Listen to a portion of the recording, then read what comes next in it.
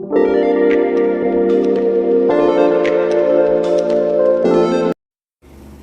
repair na naman tayo sa araw na ito. Ito po ay dadagdagan natin ng size. So, dito naman po ulit tayo magkakat sa gilid. So, ito ay tinastas ko na. At iyan po ay lalagyan natin ng adjustment na 1 inch. Kasi ito po ay size 32. Gagawin po natin itong size 33. At ayun nga, dinagdagan na natin siya. Ayan. At ito po ang kanyang likod. Ayan, kung paano ko siya tinahi sa likod. At ayan.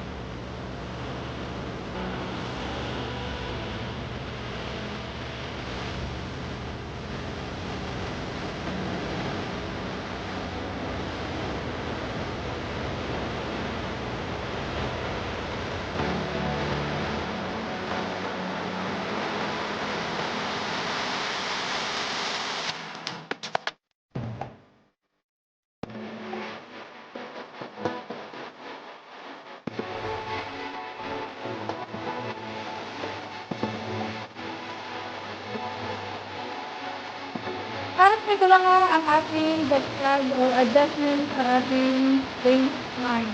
Ayan po ang ating pagkakakamit. At ito po lang ito. Ayan po. Ang pinakahalagyan. Ganyan siya, tinig. Ayan. At ako po ang tumahi niyan.